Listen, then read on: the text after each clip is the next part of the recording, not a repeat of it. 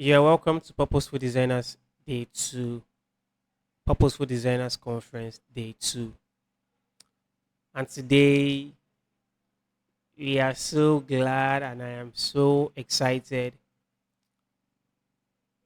because we have the legendary Tola Alabi in the building. Yeah, Tola Alabi is here this evening. Yeah, and sir, we are so grateful to have you here. Thank you so much for joining us. We call and then you accepted. God bless you so much, sir. Yeah, we can't wait to hear from you. We can't wait to enjoy from your story. So before I leave the mic for you, sir, I'm going to read through your bio for people to know who Tola Alabi is. So if you don't know who Tola Alabi is, I'm sorry, but I'm going to read the bio. Okay, Tola Alabi is a thought leader with expertise in branding and visual identity design. He is the founder of Tola Alabi Consulting, a branding consultancy based in Abuja, Nigeria. Tola is widely sought after as a speaker and business consultant. He is considered a veteran in the Nigeria design industry with over 17 years of experience consulting and creating amazing brand identity systems for over 100 business and organizations. He has an undergraduate education in architecture from OAU in Ife, Nigeria, and a postgraduate education in computer interactive multimedia design from Niagara College, Canada. So, with love, join me as I bring on Sati Tola Labi. Let me see your emoji. Let me see your emoji. Yeah, welcome. You're welcome, sir. You're welcome, sir. Thank you so much. So now I'll leave the mic for you now, sir. Thank you. Okay, thank you, Maven. Thanks for having me. It's great to be here. Sorry, you forgive me. I can't use my video for now because my battery is ridiculously low. I went out and I couldn't get it charged, but I hope you can take me through the time I want to spend with you guys. Um, so I think I can I'll be able to give maybe like 45 minutes, max an hour to this, and I hope we can get to communicate between now and then. But I'm glad to be here. Thanks for inviting me. And today we're going to be talking about creativity and the challenges of a creative in today's world.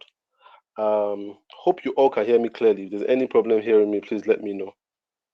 Is it very clear, Maven? Yes, Yeah, sir. It is very clear, sir. loud and Okay, clear, great. sir. Yeah, All right, very. great. Great. Okay, so I'm going to talk about creativity briefly. And before when I was preparing for this, I was saying how do we talk about a subject matter of creativity that is so large? But then I'm thankful that over time I've been writing my thoughts on creativity. For those of you that follow me on Twitter, I write about creativity from time to time. For those that don't follow me on Twitter, my Twitter account is TA_Alabi, and I write on creativity. I write on life. I write on spirituality. But since I have a background in design, I'm very passionate about creativity. So I decided that today, what I will do is just pick out some things I've written about creativity and explain what I was thinking to you guys so that we can form a topic out of that. So I went on Twitter and I kind of did screenshot of some of my tweets. And I think, let me start from this one. All right.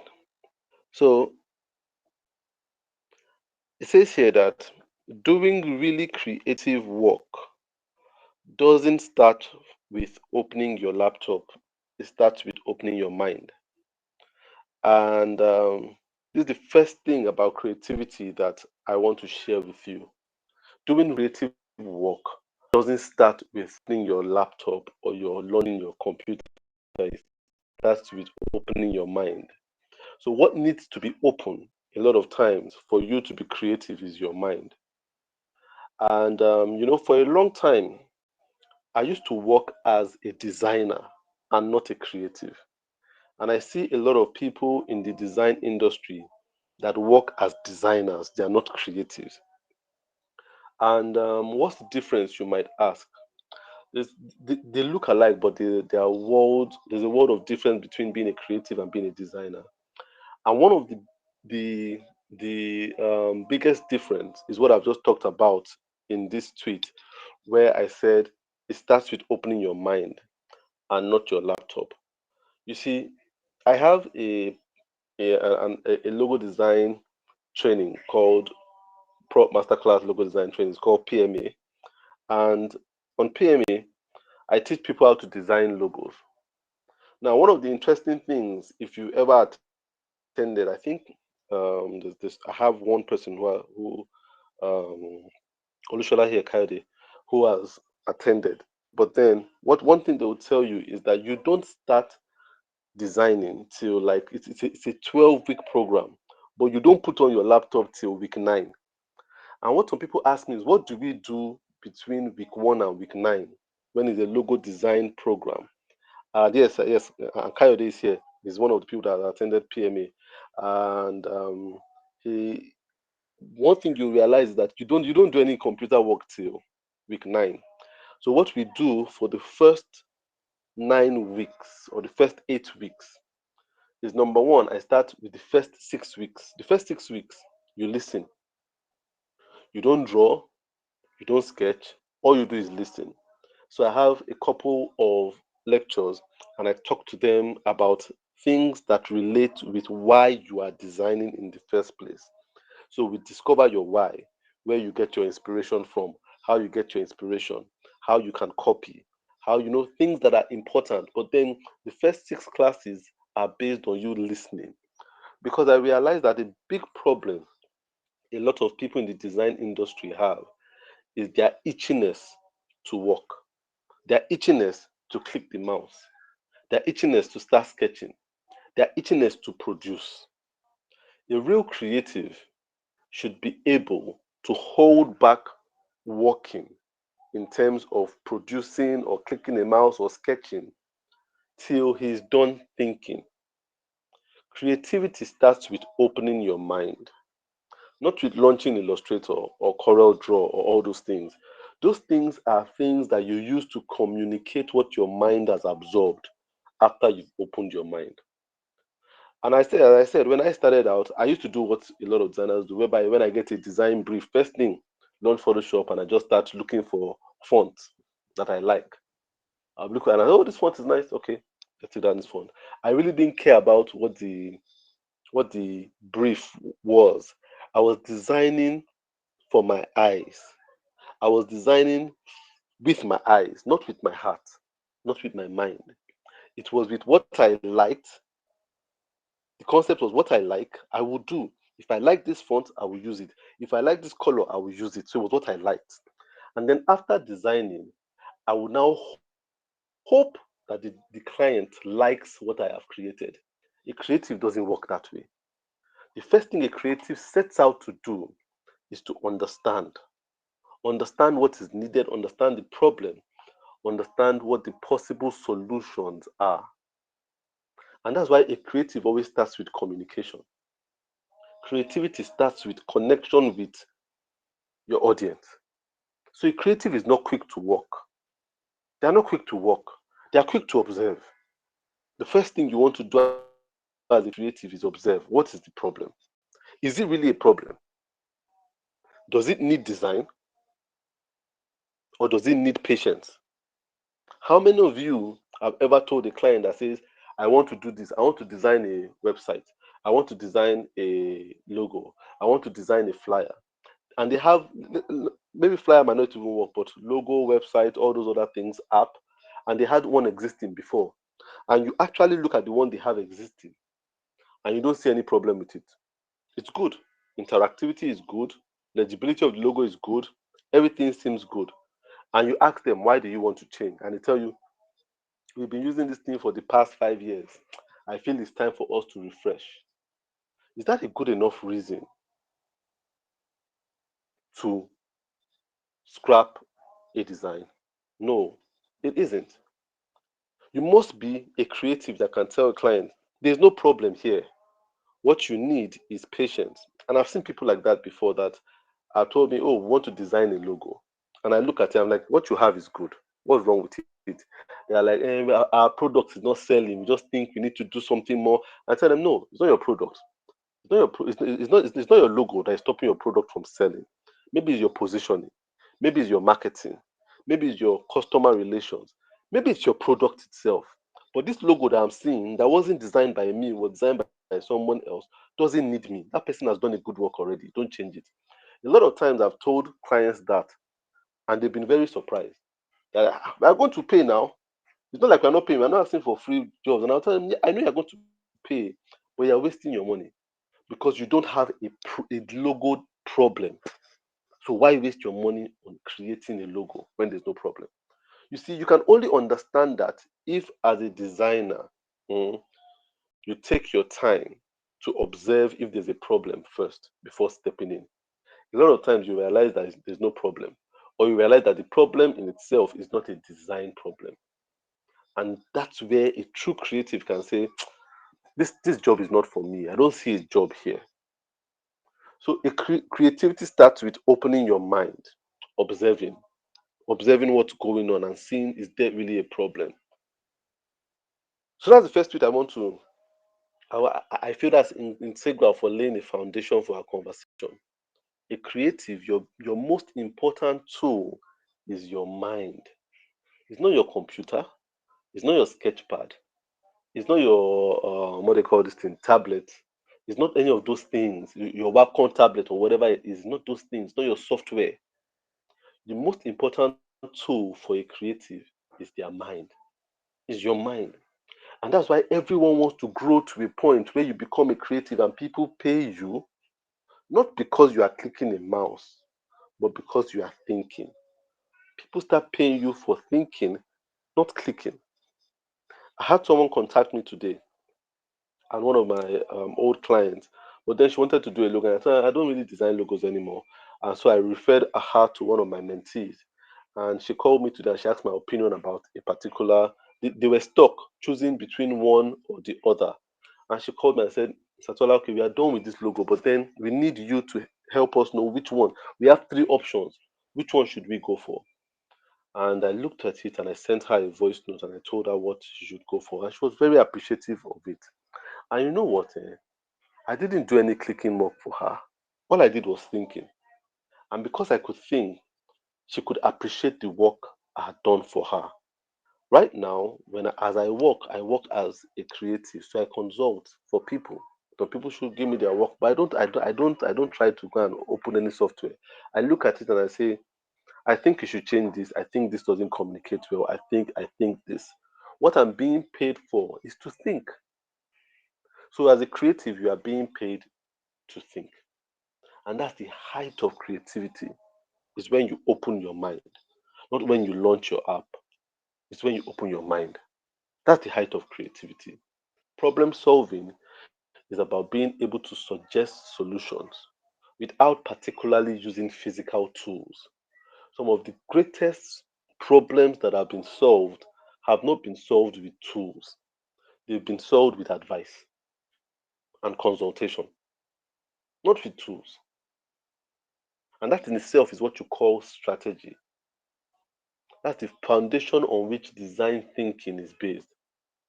So, true creatives don't depend on their laptops, they depend on their mind. The second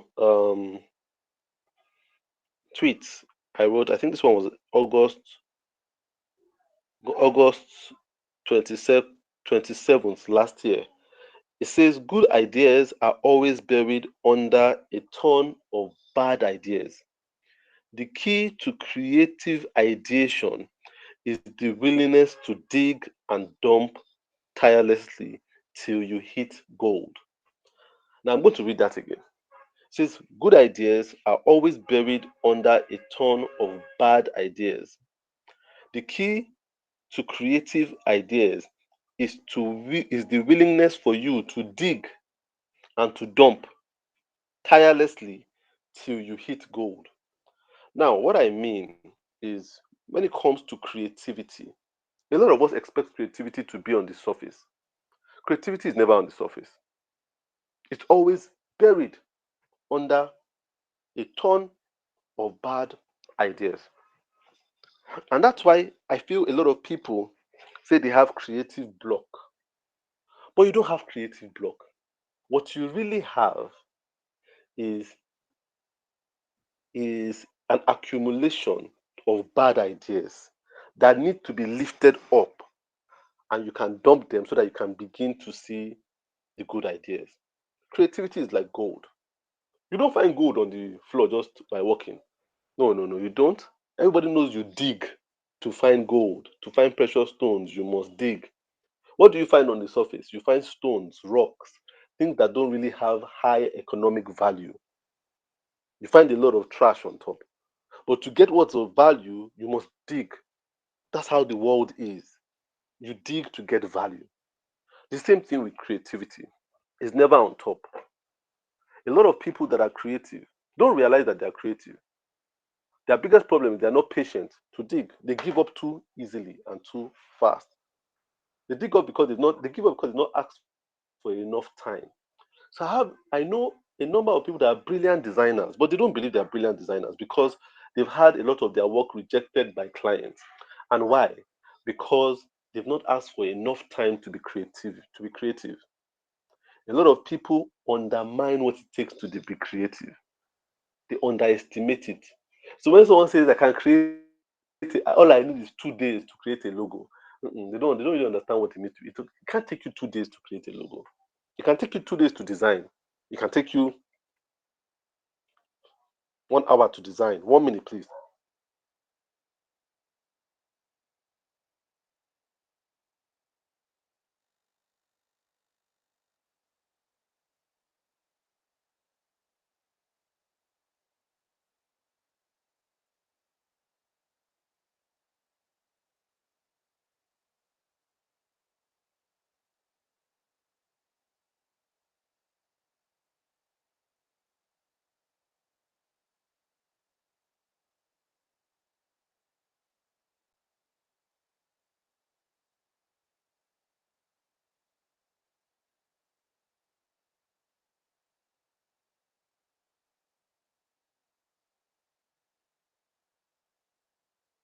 Yes, we can hear you. Thank you very much.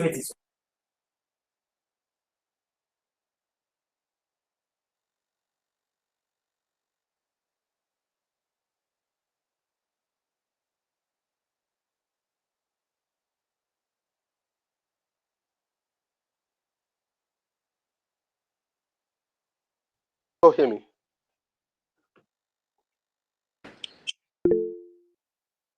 Sure, All sir. right, sorry. I had to get some water. Can someone please remind me where I dropped off? Actually, you are talking about one can design for a minute or Okay. for 2 days. Okay, thank you very much. Thank you. All right, so when someone tells me it takes them 2 days to create a logo, it doesn't take you 2 days. So a client comes to you and they say we want a website, we want a logo, we want a brochure, we want a flyer. What else do they need? No stuff, just design collateral. And can say we need it tomorrow evening. You see, a true creative will not accept those kind of jobs. Not because they're arrogant, not because they're lazy, but because they understand that creativity takes digging. A designer will jump at that job because what he just thinks is creativity takes clicking and it's on the surface. And that's why you realize that a lot of designers they get in trouble.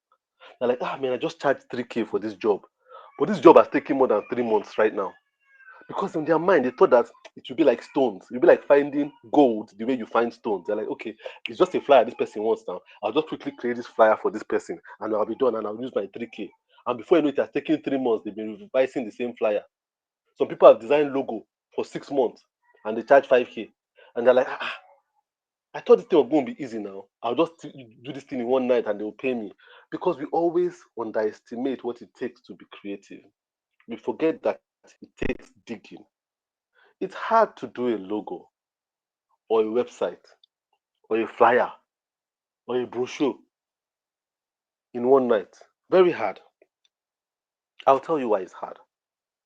Because when someone comes to you to do something, there's a time for thinking. There's a time you must try to understand. And when they say they have creative block, it's because they've not asked for enough time. You understand? That's why people have creative block. Because they forget that there's accumulation of bad ideas on top of your good idea. So when they have creative block, they're like, man, I just can't think. No. It doesn't mean you can't think. It means you need to think more. But the problem is you promise the client short time to think. So you're not giving yourself the time to think more. So you think your creativity is blocked.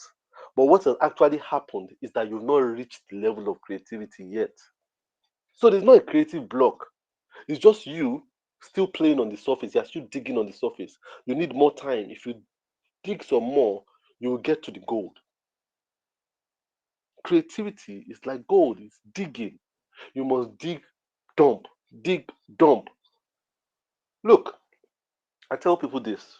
When I design, especially when I used to design logos, I give my clients only one design. I don't give them 2 options, 3 options, 4 options. Only one. Now, a lot of times, my clients accept that one design. They take my one design and they pay me for it. Now, how do I get away with doing only one design? It's not the fact that I work on only one design. The fact is that if you look, first of all, when I used to do logo, I used to ask for 2 weeks, minimum of 2 weeks. Then I ask for 1 month. You understand? 1 month to do to come up with a logo idea. But what happens within that 1 month? People say, so were you just relaxing during that 1 month? Why you have for 1 month and you're showing us only one thing? Because in that 1 month, I can do like 30 iterations. 30. So what I present to the client is, but when you look at my system, you will see, let's say the name of the company is what's it called? Atlantic Oil. You see on my Adobe Illustrator, Atlantic Oil 1, Atlantic Oil 2, Atlantic Oil 3, Atlantic Oil 3 revised, Atlantic Oil. There are so many of them. You see Atlantic Oil Final, Atlantic Oil Final 1, Atlantic Oil Total Final. You understand what I'm saying? Because in the end, there's a lot of digging and dumping. You dig and you dump and dig and you dump, then you strike gold, and you're like, this is it. You understand? And if you look at if you look at all those Atlantic oils that I've seen, you see how they get better and better and better. And some of them, when the ordinary person looks at it, they say, what's the difference between this Atlantic Oil Final and Atlantic Oil Final 2? When you look at it, you might not see, but I know what it is. It might be that A. It might be something that I've caught somewhere. It might be that small shade of blue that you guys can't see. Because in the end, with like gold, you keep refining it and refining it and refining it. But when you give yourself one night, what do you think you end up with? You end up with Atlantic Oil 1, which can still go through a lot of iterations before it gets to Atlantic Oil Final. And that's why when you look at people's portfolio, it doesn't really impress you. Because a lot of what they are showing is surface thinking. That's when the client looks at your portfolio, they're not impressed. Because they can see that a lot of it are unfinished ideas. They're not fully cooked. So creativity takes digging and dumping relentlessly. Come up with ideas and keep dumping it, then you come up with a good idea like this is it. This is it. Then even with that good idea, you keep polishing and polishing and polishing and polishing till the gold is shining well. Because like gold, when you hit gold is still dirty. You have to wash it and wash it and wash it, then melt it, then refine it. So creativity takes time. That's the second thing I want to share with you guys. What's the third post? Okay. There's this one from this year, July 14th. It says, "You can't be truly creative without rebelling against an existing norm. Hence, a true creative must have the capacity to accept initial criticism and the patience to receive delayed applause." So I'll read that again. You cannot be truly creative without rebelling against existing norms. Hence, the true creative must have the capacity to accept initial criticism and the patience to receive delayed applause. Now, what does that mean? Now, what I'm saying is a lot of times creativity is misunderstood in the early phase. When you do really creative stuff, people might not understand it. As a matter of fact, people might reject it because creativity takes rebelling, doing things in an unconventional way. That's what it means to create. That's what it means. So, to be a creative means to be a rebel. And one thing I realized that a lot of designers are afraid to be rebellious. They're afraid. They're afraid to be rebellious. That's why we stay average. A lot of designers want to be accepted.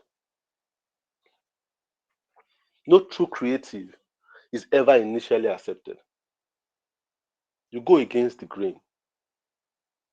You must go against the grain. So this willingness to be accepted is a problem among designers. When you start working and people start saying, I don't understand, though. I don't understand what this person is doing, they are beginning to hit a nerve. But a lot of people want to be understood and applauded from the onset. That only happens when you're average. When you're creative, you do something because creativity is almost a spiritual act. It has a lot of spirituality. You do things in a way that some people will say, "What are you doing?" I remember the first time I got into logo design. It was almost well, I would say it was almost accidental. It wasn't accidental, but then something happened. I was working in my room, and this was about how many years ago? Almost 16 years ago. I was working, and I, I I was just working on a random project. So I created a sphere in Adobe Photoshop, and then I put like a blue lens on that sphere, and I put some reflection on it, and I put a drop shadow under it, and it was looking so glossy and so 3D, and I loved it. And I said, "What is this?" I didn't know what it was, so I dumped it for a while. I put it aside, and then I started this company then called Upper Room Studio. That was the name of that's the first company I started as a designer. It was called Upper Room Studio, and I said, "What logo should I use for it?" I was thinking, what logo? And then I remembered I saw this sphere, and I took it and I put it above the lettering of the upper room, and I said, "That's my logo." But you must remember, at this time, nobody was doing glossy logos. Nobody was doing any logo that had drop shadow in it. It was very not accepted. But that's what I did. This was, I think, 2005 or so. But I said that was my logo. I liked it, and I used that my logo. So, but when I showed people, they're like, "This is not a logo. This doesn't look like a logo. This doesn't work as a logo." But I said, "This is my logo. This is my company logo." A lot of people did not like it. But then there came one person that saw it and saw what I was trying to do. That's why I like this your logo. It's different from every other logo I've seen. And the person said, "Design one for me like this. I want my logo to have this shine like your own." So I did his own and I put some shine and stuff like that. That's why if you look at my early work, those of you that might see my early work, go to Facebook. My early work is not flat at all. I didn't go with that rule of logos must be flat. I went with my own rule. Do you understand? I just created shiny logos. I created more than 100 shiny logos in this my career because after a while, people just started liking it. Man, I like that logo. shiny. I want my logo to be as shiny as that. That in the end, when I started doing flat logos, people started saying, no, no, no, go back to those shiny logos. You want our logos to be shiny. You understand? So I used to do logos that had reflection and stuff like that. Now, I'm not saying they were functional because my clients used to have some problems when it comes to printing. You understand? It used to cost them too much money to print their logos. But then I had the audacity to create how I wanted. And for a very long time, it worked. The biggest client I ever had was a satellite TV station. They were going to open a satellite TV station, and people were bidding, and people had been doing logos for that company. And someone just told me, Tola, they're doing logos for this thing. Oh. Would you want to put in your, because the chairman has been rejecting all the other women, and I did the logo. But I made mine very shiny. And because it was for TV, they didn't mind because it was so shiny on TV. They didn't mind because it worked very well for TV. So once I presented it, the chairman said, who did this stuff? And then they called me and I went to go and meet him and said, this is what, how much will it cost? That was till today, it's still the highest I've been paid for a single logo, for just a logo, nothing else. You understand? But that's because I stood on something I believed that was criticized years earlier as this is not the way to do it. It landed me my biggest client till today for designing one artifact called a logo. Because when he saw it, it was like everybody's own is boring. But this your own has some 3Dness, has some depth to it. This is what I want to go for. And that's what they use for a long time. Even right now, it's defunct, but that's what they use for a long time. So as a creative, you must be ready to rebel. You must be ready to rebel. Some of you are not ready to rebel. You're letting sometimes your clients twist your arm too much for something you believe in. But sometimes you must come to a place, and this is one of the things I'll talk about too as we go, where you realize, I believe in this thing I'm doing. I believe in it enough to say, I'm not working on this thing again. If they are going to make me change this thing, I'm not working again. That's why sometimes the creative is seen as a stubborn person. He's not stubborn. He's just someone that truly believes in what he's doing.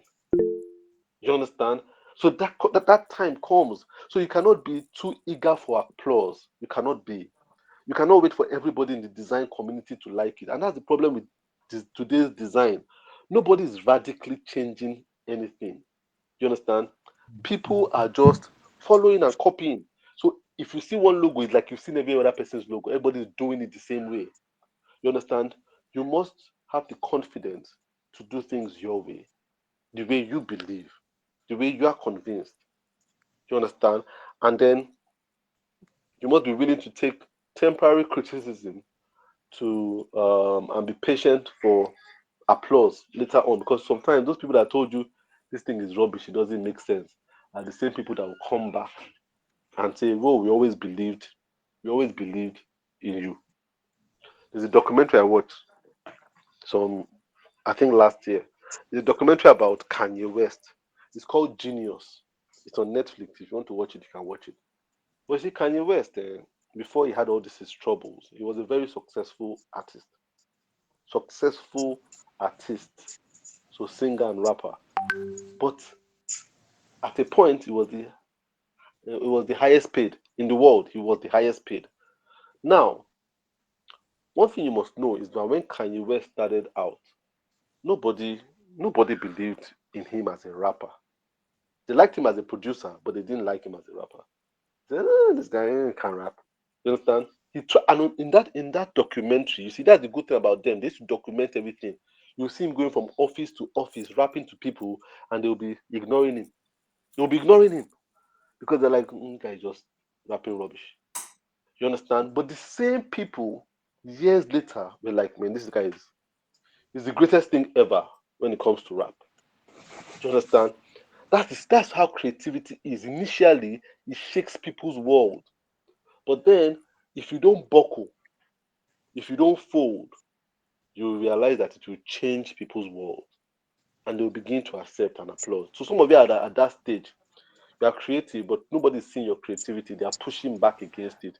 Don't give up if you truly believe in what you're doing. Don't give up. You understand? There is a guy. Um, he draws a comic or a novel called Diary of a Wimpy Kid. I've forgotten his name. My son has a lot of those books. I've forgotten the guy's name.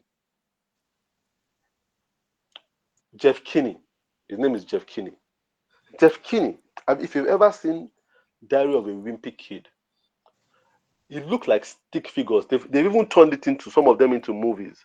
But it releases a book every year. He's one of the most successful children's author out there, Jeff Kinney. Now, if you look at his illustration style, it's very basic. It looks like something somebody in primary two. It doesn't look like an experienced illustrator. And he said it that when he started drawing like that, he was convinced to illustrate his work like that. But then he was looking for work in a newspaper to be their cartoonist. But every single one of them turned him down. They say his illustration style is too basic. He doesn't really have the gift of drawing. He really can't draw. So he got rejected. And when he got rejected so many times, he said, you know what? I might as well just start my own comic. So he started this comic called Diary of a Wimpy Kid using his own illustration style that people said was terrible. And years later, he has sold millions of books with that illustration style. You understand? So creativity, a lot of times, is not accepted in its infancy. But if allowed to grow and when allowed to express itself, people always come around. You understand? So you cannot be creative and be hoping for applause initially. You must have a very tough skin if you're going to be creative. The I don't know how many I've shared with you right now, but let me see if I let's see.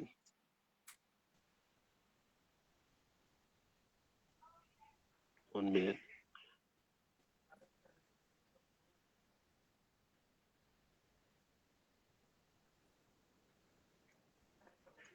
Okay, let me say this one.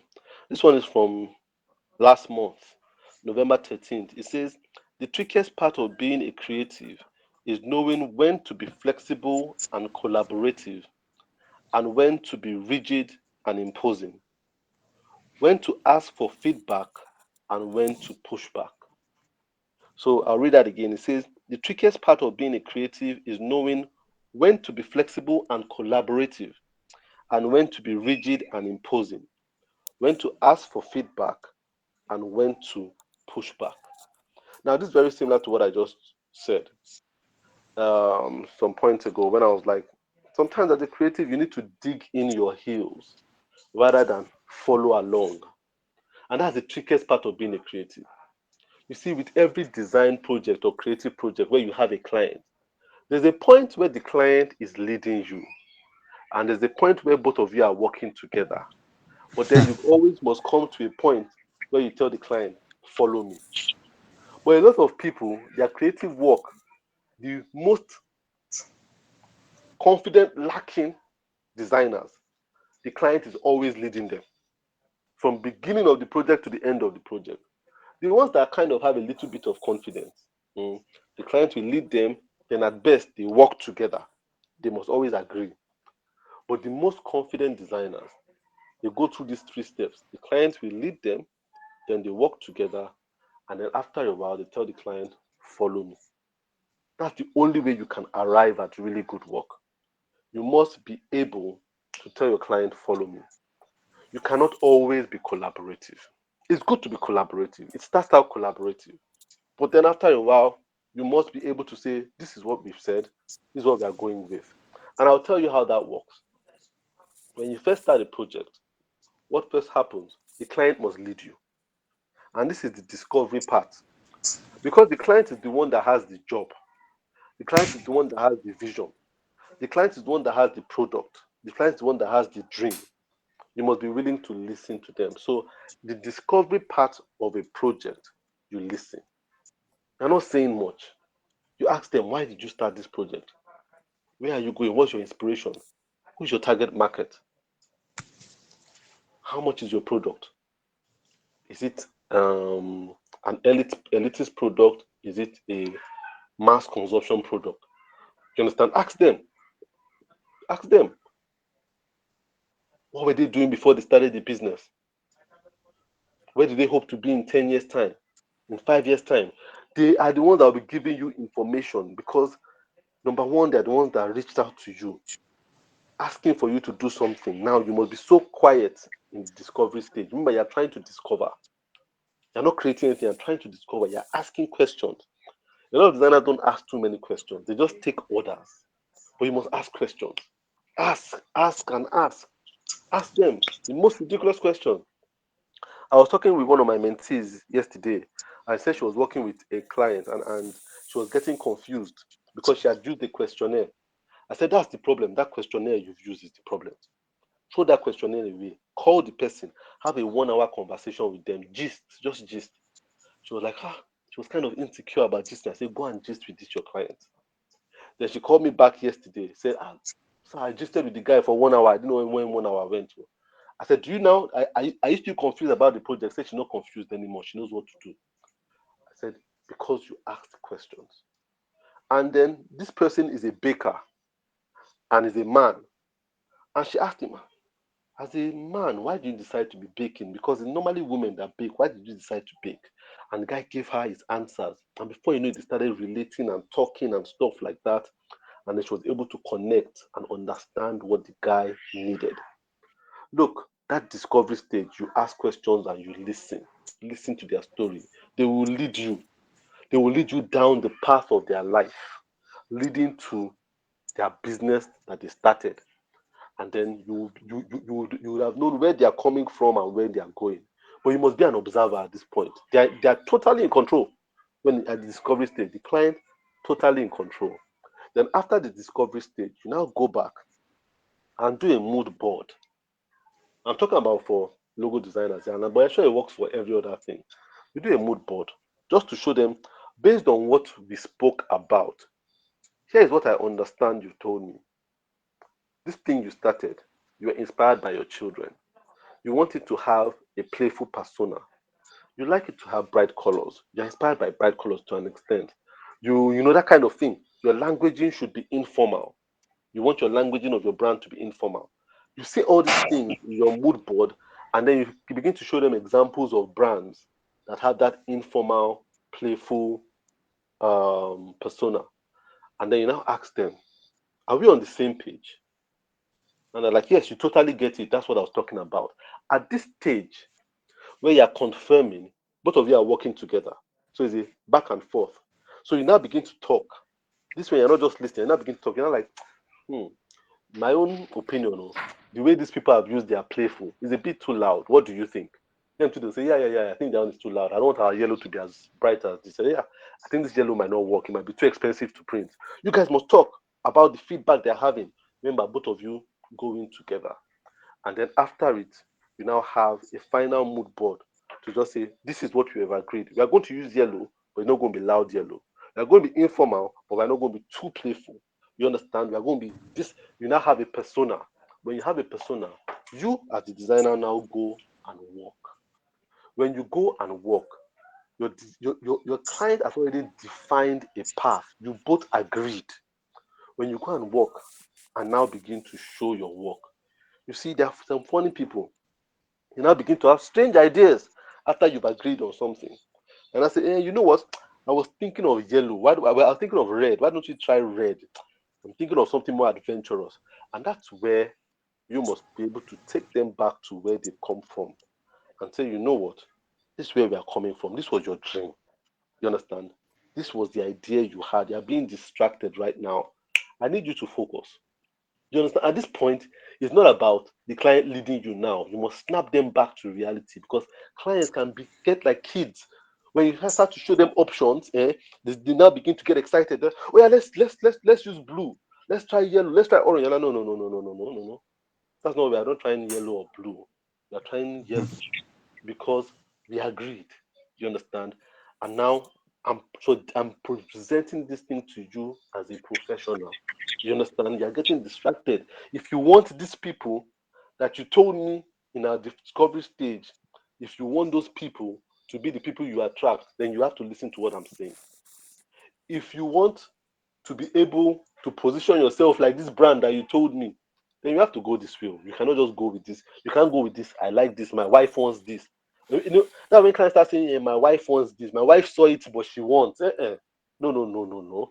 You can't let someone come in after you've done work. Not tell you their wife wants something. My wife said we should try. Your wife was not at discovery meeting. And that's where you need to now protect your creativity by all means. It's not time to be collaborative anymore. It's now time to be imposing. So now say, no, that doesn't work for this brand. I had a brand I was working with then. They told me initially that they wanted to be like an American company. And we took time. I went and I researched this American company. I looked at their carrier bags, looked at their tags, because it was a fashion company. Looked at their labels, their tags, their shops. I studied everything. I brought it to the client and we looked at it together. And we're like, this is the persona we want. Now, when it was time to do their carrier bags, the client and now designed some carrier bags. It was very clean because this company was a very classy company that they wanted to model their own after. And so when I designed their carrier bag, was very clean, just had their logo and it was black. And then the client came back and said, you know what?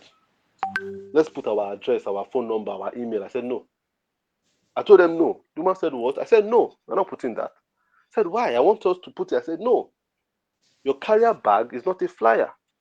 Your carrier bag is a carrier bag.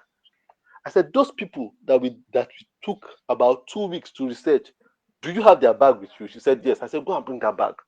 So she went and she brought their bag because she travels a lot. I said, show me where there's address and phone number there.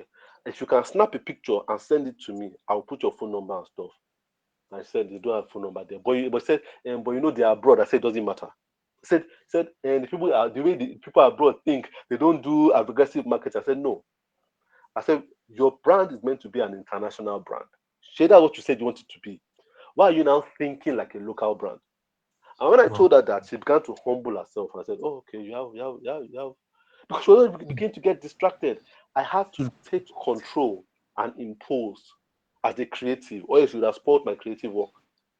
At that point, I snapped that back to reality. You begin to lose focus. You begin to look at Nigerian brands and you want to be a global brand. I said, no, we won't put that address and phone number there. Whoever gave you that advice, I'm not taking that advice. I'm not putting it there.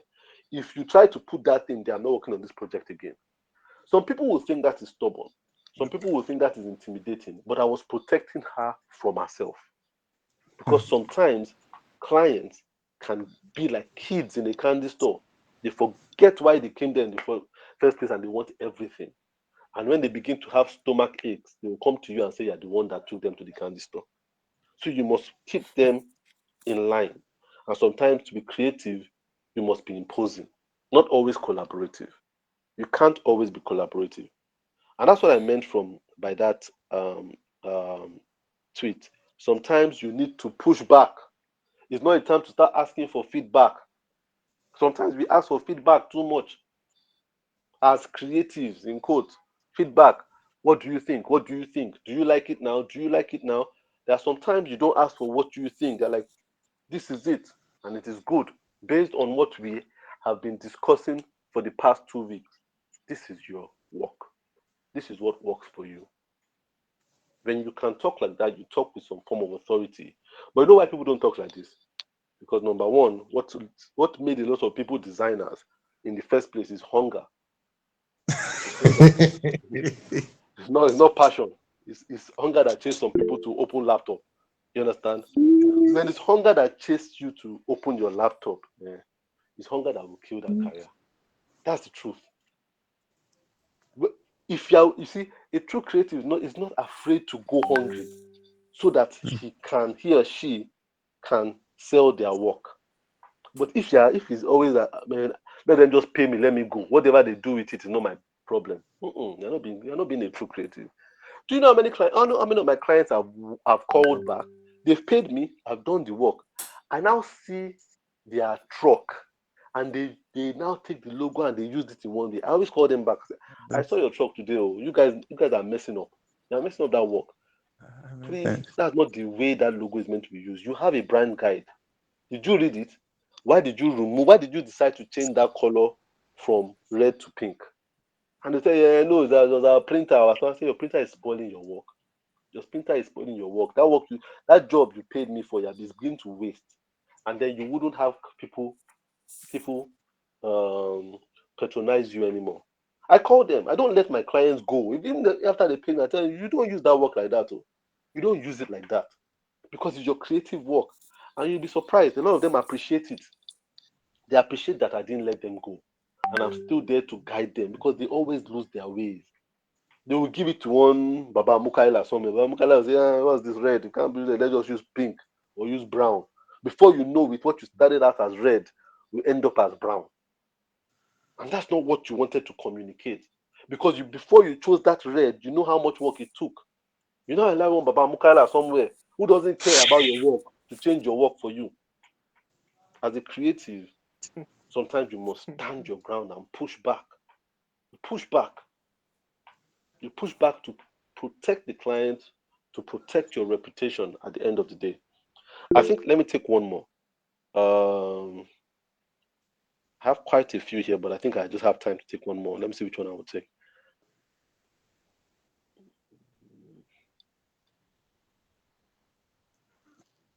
Huh? Okay. I think I've talked about creative block. I have one on creative block here, but I'm not sure if I want to read down on creative block. Let me see if I don't have anyone. I will. Okay, this is very similar to the one um I just read. Okay, let me talk about this creative block. I'll take two. I'll read this one, but then I'll talk about the creative block one. I truly believe an important quality lacking in today's creative is the ability to effectively self-critique, to look at your work and judge if it's good enough without asking for an outside opinion. As a creative, you must learn to create an opinion on your own creativity. So I'll read that again. I truly believe an important quality lacking in today's creative is the ability to effectively self critique, to look at your work and judge if it's good enough without asking for an outside opinion. As a creative, you must learn to create an opinion about your own work. So a lot of people are creative, but they're not creative about. They can create anything. They can create any logo, create any website, create any artifact, but they can't create an opinion, and that's a weakness. When you can't create an opinion about your own work, is a problem. And I'm part of a lot of WhatsApp design groups, not because I joined them intentionally, but because like you people have called me to talk to you.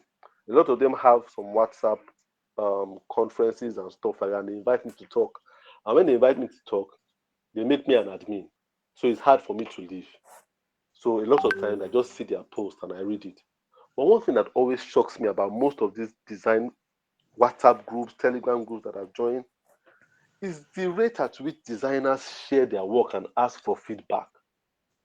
So they'll just say, hey guys, I just worked on this thing. Look at A, B, or C. Please help me choose one. When did we start working like that as creative? That's not a creative way to work. That's a very insecure way of working. You're asking a group of 150 people to choose one option for you, and you expect them not to confuse you. You understand? So yeah, so this issue of feedback, guys, help me. I don't know. I'm confused. Is a problem. It's not a strength. It's a weakness. It's not a strength. It's a weakness. And that's where social media spoiled us. Social media has spoiled us. When I was designing, there was no social media. When I started designing, there was no social media. The good thing about that is that I didn't have anybody to show. I needed to look at that work myself and say, Tola, this is good or this is bad. But here, just any small thing, you've gone to Instagram, A or B, B or C, A, B, C, D. You understand? All those things are not necessary. It doesn't show maturity. It doesn't show maturity as a designer. You can't be asking A or B, B or C. Any professional that does A or B doesn't know his onions. You don't do that. You're asking a group of people where you have beginners, intermediate, and professionals. Everybody asks their opinion. I don't get it. You must be able to create an opinion and say this is good. That is the God characteristics in all of us. You see, God created you as beauty, this whole world, as beautiful as this world is, without asking anybody's opinion. And He says He has given that spirit to you too. He created and He looked at it and said, it is good. Who did He consult with before He said it is good? Him, Himself, and Him. Do you understand? He knows what is good, and the same spirit lies within you. You know when your work is good. You see, the issue is there are two extremes of this, knowing when it's good and when it's bad. There are sometimes I have worked with. Sorry, there's some noise there. Can you mute your mic, please? Please mute yourself, please. Mute your- Okay, so I've worked with clients at certain times, and the clients say, "It's good enough now. It's good enough." But in my mind, I know it's not good enough. Hi, who is As a this true now? professional, I don't stop when the client tells me it's good enough. I stop when Tola feels it's good enough. Do you understand? That is when you put the extra effort into your work. When you can stop when you think it's good enough. You don't let other people become the measure by which you think is good enough. The problem is a lot of times when we show people options, for some reason there's one spirit called bad options that they always choose the worst ones. It's the worst one they will choose. That's one of the reasons why I don't do options for clients. I don't do it because in my mind I know which one is good. Why would I now present the one that I don't want with the likelihood that you can choose that one that I don't want? I won't give you that much control. Do you understand? So when people say I've done like 3 options, I'm like, how did they do it? Oh? Because me, I know my best option, and that's the one I present. And I won't present the one that I know my best option just in case the person might choose it. That's putting myself in a bad position. Do you understand? I always present what is the best option. But because we are so weak in decision making, we've gotten so used to others making decisions for us. Sometimes we go for what is less than good in our own work. You must be able to choose and curate your work yourself. That's what makes you a true creative. You created it. You created this thing. Look at it and say whether it's good. If it is bad, be honest with yourself and say, I didn't try. I didn't try enough. I haven't done enough. There have been times I've been working. My wife will come and say, this thing is good enough. Oh. It's good, it's good, it's good. For my own, I know that I can do more. I know I will do more. So I won't listen to her own is good. I have to get to the part where Tola says it's good. That's what makes me the creator of the work. That I can say it's good, go into the world. I must be able to sanction it first before any other person sanctions it. So your ability to say something is good without going to a WhatsApp group, of course, so they might have some times where you have some people within your inner circle, and they should never be more than 2 or 3, 3 at most, 3 people that you can go to and just say, I'm confused about this job. Can you hear me? Just look at them. I have those people. They're not even up to 3. They're about 2. They are 2. My wife is one of them. I have another friend that is there too. I'll just show them. What do you think? Those are the only people. I've never gone to any. Check my. Never said choose A, B, or C on the general group. I don't know who is there. Some people there, they hate you. They hate you because you are showing them client work. Then they don't gotten client work in 6 months. They will choose that worst one for you. You understand? Because you don't know the intent of their mind. Why would I go to them to ask them an option about a work that I've done? So there must be people that are very, very close to you, that you trust. And because sometimes you do get stuff, but for me, maybe 10 times out of 200 or 500 do I call someone to come and look at my work. That's why I'm educated as a designer. That's why I'm exposed as a designer. That's why I'm experienced. And that's what we must go for: education, exposure, experience. And that's, if you put all these things together, they form something called expertise. And an expert knows what to do. You don't go to a surgery And during surgery, the doctor will now be asking us, hey, what do you think? Should I cut this vein or cut this other vein? Nobody feels comfortable with that kind of thing. You understand? Or when a woman is delivering, the doctor will now say, do you want to push, or do you think I should tell you to push or not? You can't do that. It tells you when to push because it's the authority. He cannot second guess himself. You can't. No true professional second guess himself. When a judge rules on a case, he doesn't ask, do you think I should send this man to jail for 7 years or 10 years, or do you think I should let him go? If you think I should let him go, put up your hands. Then he's not a judge. He's not a judge. A lawyer doesn't come and start defending his case and start saying, well, I don't know what you guys think or whether this guy is innocent, but if you can give me some advice from what he said, do you think he's innocent or not? No, he stands on his case. No true professional in any industry goes around seeking approval. You must know what it is. That what makes you a professional, that you are learned, that you can call between left, right, wrong, good. So I think I said the last one. I'll do the last one here on creative block. I've touched on this, but I'll just say this. I think I wrote this in August August 13, 2022. It says three reasons why you may have creative block as a designer. Number one, you have too little time to deliver on projects. I spoke about that. If you don't give yourself enough time, you won't have enough time to dig. Number two, you have too little information about the project. And I spoke about that too. And this is where it comes to you use questionnaire. So the client has told you yes, no, blue, white, I don't know. But then you know had a conversation like this. My mentee that I was talking to yesterday that went back to have a 1 hour conversation, and she knew the client's why and was able to know the client's what and who and where. Then she understood the project and creative block went away. The third reason is you have little money to commit necessary resources to the project. And this is the last thing I'll talk about here. A lot of us don't work well as creative because we are insecure about the value of creativity itself. You understand? We don't think there's value. And because we don't think there's value, we don't charge well. And because we don't charge well, we are not able to commit time to doing one job. You understand? So what I'm trying to say is if you don't charge well, you'll be distracted. You'll be distracted. You would want a job to wrap up so that you can move to the next one. That's what happens when you charge too little.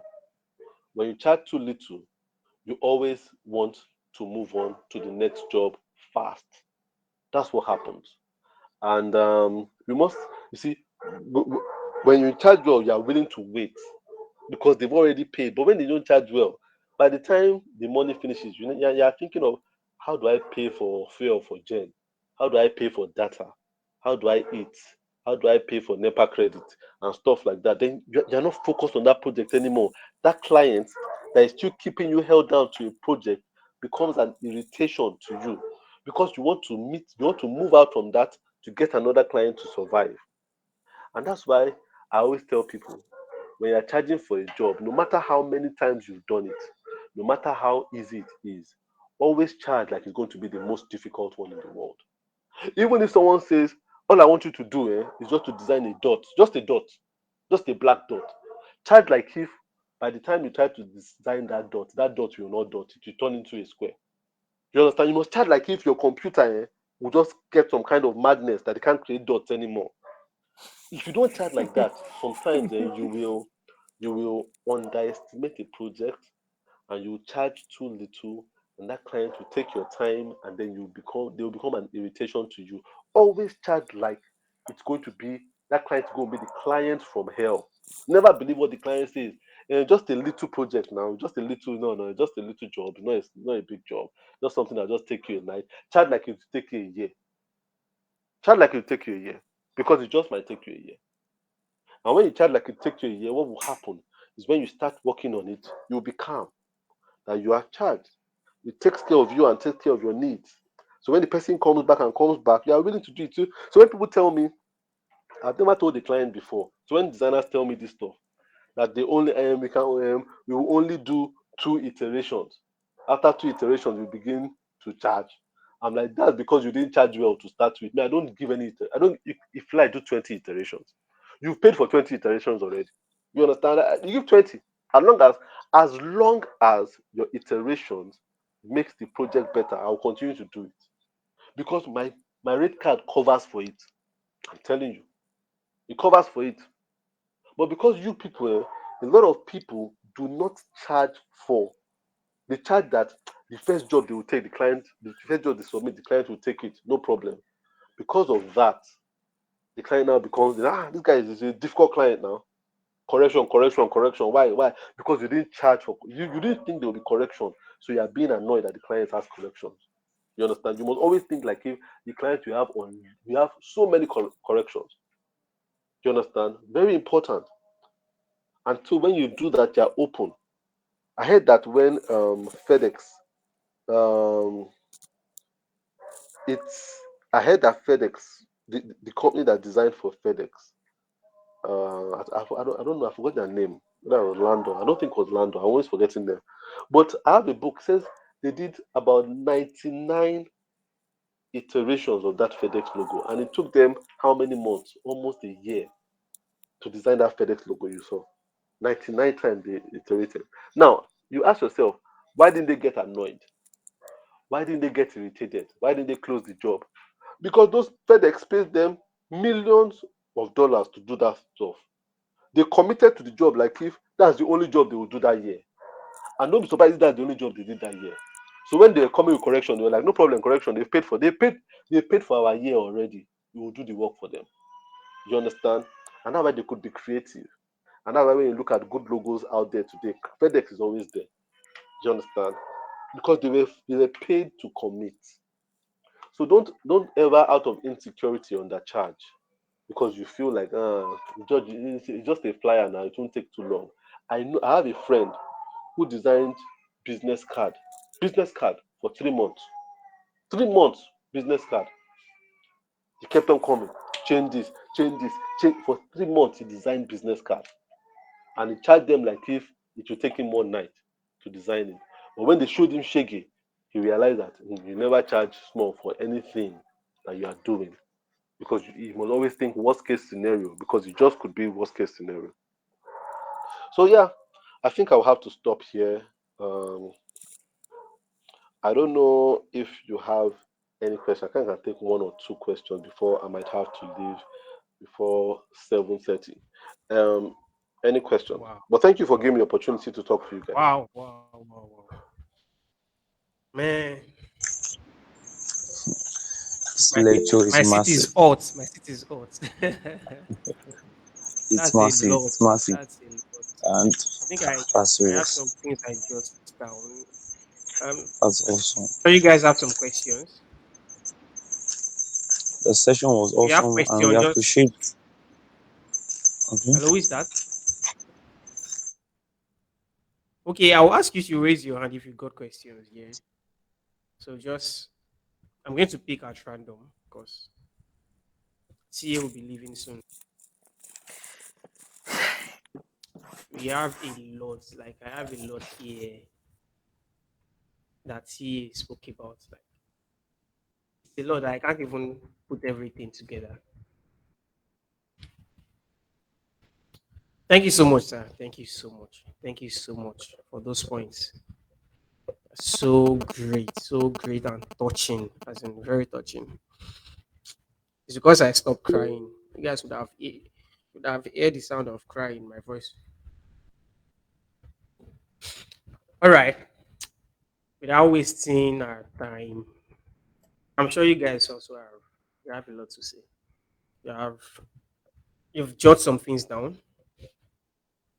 All right, I'm seeing many ants now. I'm seeing many ants. So please make sure you raise your hand. We have just I think like 10 minutes or 20 minutes to ask questions. So I can see Samuel Adeyeye rather. Samuel Adeyeye. You have the Yes. mic, bro. Okay. Thank you so very much for this session, Mr. TA. I really enjoyed the section so much. But I have a question, and my question is this: there's a scenario that actually happened today. One of the clients reached out to me, I think around 11 a.m., and told me to do some things, and I'm yet to even understand what he did, what he's telling me to do. Then he just tell me that I'm waiting. He's just expecting me to just deliver like that. And at that particular point, I think 1 hour after I went offline, then he called me back online that he's waiting for me, that I should help him to do the designs quickly. It was then I just realized that what you're asking me to do is would take time, that you should be patient with me. So my question is that is there a specific duration that can be given to clients, like okay, what he asked me to design was actually a flyer. So, is there a specific duration that I can um, issue out to client that okay, this thing will take me this amount of days before I can deliver? I don't know. That's my question. Right, Samuel. Okay, so with this your question, it's something I've touched on while talking, that design can be done in a rush. Creative work cannot be rushed. So you need to ask yourself who you are. You understand? Are you a designer? Are you a creative? If you're a designer, you can do whatever you want to do. As the client says they want it, they want a flyer in 20 minutes. You do it for them in 20 minutes. But then in that 20 minutes, they will come back and reiterate the work. And one thing I realize is a lot of times client will say, I want it by this evening. The deadline is this evening. But the client is still correcting the work 2 days later. Which means that a lot of time when they say they want this evening, just that they don't trust you, they don't trust us to deliver when we say we are going to deliver. So it's a mistrust, a distrust for us that makes them lie about delivery time. That might be one number one why people give short timeline. It's not because they need it that evening, because you realize that once you start, something needed yesterday evening, he's still telling you to correct 2 days later. That means I didn't need it yesterday evening when he told you. But just that a lot of times, because a lot of designers have bad work ethics too. You tell client it will be ready tomorrow, it's not ready till next week. So they just lie to you that it has to be ready this evening. You understand? Distrust. That's why some clients might come and say, do it in a rush. Now, another reason why clients might come to you and tell you to speed up your work is because people don't plan. In Nigeria, planning ethics bad. We don't plan. And because we don't plan, we transfer our lack of planning to the next person. And you must choose that you won't be the next person that someone transfer their lack of planning for. So since last week, your boss told you that you need a flyer, but then it is today, the day before the event, that you reach the graphic designer that you need a flyer. So you've now turned your own personal problem to the graphic designer's problem, and that's what you're expecting. Now that happens. Now for you, Samuel, you now need to be able to know what works for you. There is no stipulated time to do a flyer or a logo or a website. There is Samuel's time. So Samuel might say it takes him 1 month to do a flyer. That is Samuel. Samuel is allowed to take 1 month to do a flyer. That is his timeline. Look, once we stop working with other people's time, we'll begin to find our own clients. Of course, some people will go and say, this Samuel is too slow. But someone will say, 1 month to do a flyer, that's the kind of person I'm looking for. Someone that will take time to do their flyer. 1 month. Some people, they might say you are too slow in doing a flyer, but then they will go and work with 10 other people and they will waste money. Then they'll come back to you and say, okay, take your 1 month as long as you do a good flyer for me. I've done it before now. When I wanted to get my glasses, I went to a place, an organization, they did eye test for me. I said, when will I get my glasses? They say it will take 1 month. I said, 1 month to get glasses? That doesn't make sense. I walked out.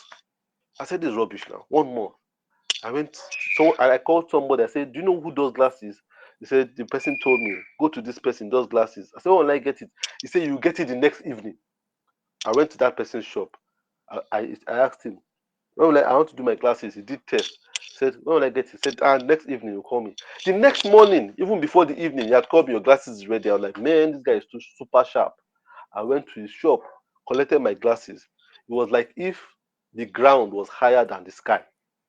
To drive was a problem. I couldn't see anything. I came back home. I said, baby, I told my wife, "Is this glasses okay?" Because I'm having headache right now. Before I could get home, ah, my wife looked at it. I said, "This glass is not good now." I said, "Go back to him." So I went back to him the next day. Struggled with these glasses. I said, "These glasses, the ground is shaking as I'm walking." Said I should keep it with him. I should come back the next day. I went back the next day, went to his shop, he wasn't there. I called him, said he has gone out. He came back, said I should come back the next day. I went back the next day again and he wasn't there. It took like 5 days later. I went back and said my glasses was ready. And now gave it to me. When he gave it to me, put it on again, the ground was even shaking worse than before. I just took the glasses, went back to that first place that they told me 1 month. I said, "Take it 1 month." In 1 month's time, they called me. 1 month exactly, they called me. "Your glasses are ready." When I put on the glasses like this, I could see clearly. That's when I realized, look, when you have your own timeline, people will walk away, let them walk. When they go and make their mistakes, they will come back and humble themselves. It's those 1 month people that I work with now. I now budget their 1 month. I budget it because I know that they do good work. I don't go to anybody that says they'll give me glasses the next day again. You understand what I'm saying? That's when, because those people, they know themselves. When I was walking away, they didn't even beg me. I said, "Okay, no problem." I said, I tried to tell them, "What, can't it take you 2 weeks?" They said, "No, 1 month." I said, that's ridiculous. I'm walking, I'm going away. Like, "Okay, no problem, sir." They didn't beg me. And I thought I was, but then I spent twice the money. Not only did I spend twice the money, I wasted my time. It affected my eyes. It gave me headache. But then I still went back to that person that was sure about what they could do. So Samuel, look, take your time. There's no general time. Don't work with my time. Don't work with Maven's time. Work with your own time. How long does it take you to do a great flyer that you can look at and say it is good? If it as long as that, how much time it takes you, put it out there. But don't let anybody tell you do it in one night. If one night is not enough for you, tell them no. You must not be scared to say no. You become rich by doing your work and not being scared to say no. People that are scared to say no never become rich doing their work because people take advantage of them. That's why the client is saying, and one thing is that you told the person, "Be patient with me." Don't ever tell a client to be patient with you when their time they are suggesting doesn't fit in with your time. It's not a matter of being patient. When you say "be patient with me," do you know what you are saying? You are saying there's a deficiency with you, so they should be patient with your deficiency. That "be patient" means that you are doing something wrong, so they need to exercise patience. It's not about patience. Tell them to understand your timeline. Don't be patient with me. They need to understand your timeline. This is our timeline. 2 weeks to do your flyer, sir. If it's anything less than 2 weeks, you can't work. Understand it. Not be patient. Not patient anything. They should be patient with themselves. You understand? They should be patient with themselves. Not be patient with you. You tell them how long it takes your. That way you must know how long it takes. So it's try and error. From working, how long do you work on a job that you have enough time, number one, to think, number two, to rest, number three, to come back and look at it and see if it's good enough. Those three things, factor it in. Time to think, time to rest, and time to review. We don't factor those things in. We only think about time to work, time to think, time to rest, time to review. Add it all to your time to work. So if it takes you 1 day to create a flyer, think of how many days it takes for you to think of the concept of the flyer. And within thinking of that concept of the flyer, how much time do you need to step away from your computer, go and watch a movie, sleep, hang out with your friends? That's part of life. You understand? That's what builds your health and your inspiration. And then factor in how much time you need to go to bed, wake up, look at it. Do you still like it? Do you need to change some things? Put those time together. And that's the time you tell the client, not how much time it takes you to do it. I hope that makes sense to you. Yes, yes. Thank you so Yeah, much. thank you so much, sir. I think I'm going to add to what he said. I can remember I think earlier this month, yeah, someone reached out to me. She wanted to make some merch designs, and then when I asked about the timeline, she said, "I need it like yesterday," and I'm like, "You need it like yesterday." Even the project I'm currently working on, I've been on it for like 2 months. So you just expect me to drop everything I have now and then work for you? No, I don't work like that. So it's either I get someone else to work for you, or you go with you take your project and leave.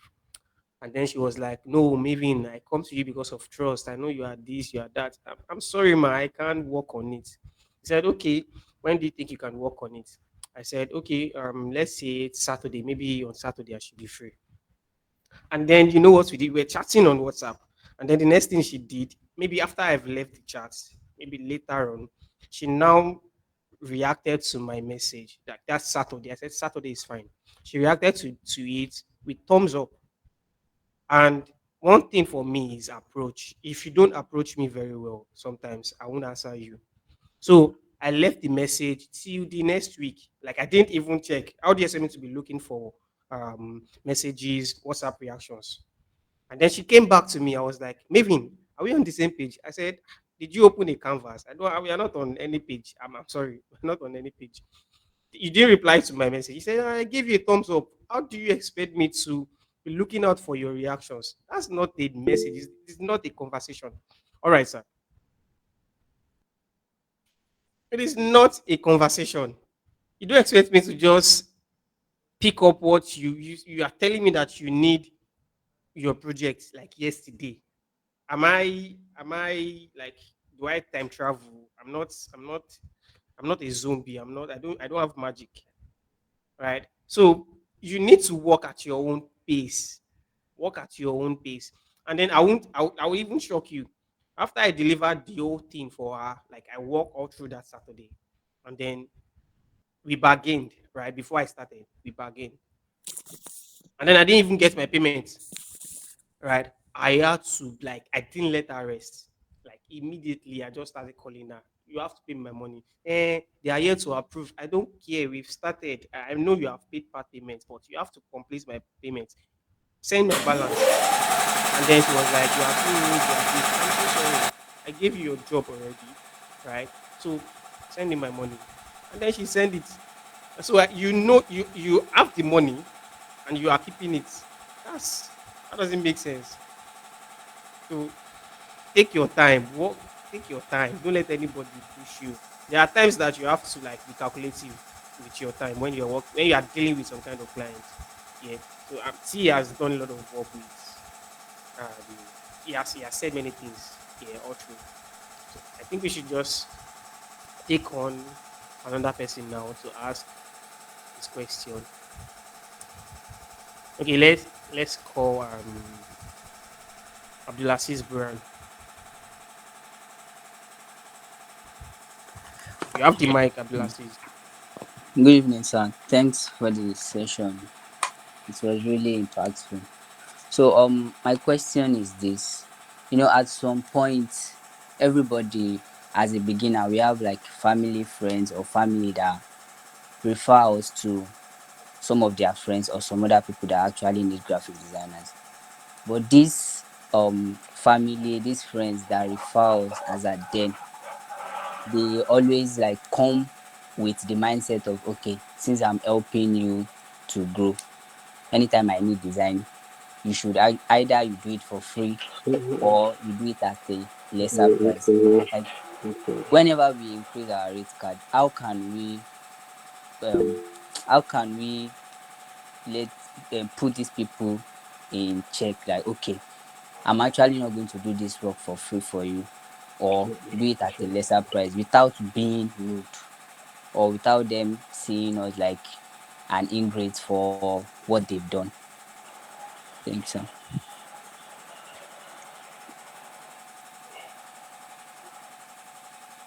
I'm not sure I got your question. Can you come again? Okay. Okay, this is Okay, it. wait, okay, okay, wait a minute. Um, I got his question actually. So Okay. I kind of got the end of his question. So if it's okay for me to answer his question, All right. Go ahead. it might be the last question I'll be able to answer because I might need to leave right now. I need to do some things Oh. for my kids. So Okay. Okay. all right. So your question is increasing your rate, especially when you have people that have um, that have been of help to you in the past. How do Yes, you yes. increase your rate with those kind of people that say, okay, we've helped you in the past, how can you increase rate for us? Now, without looking like a terrible person Yes, sir. before them. Now,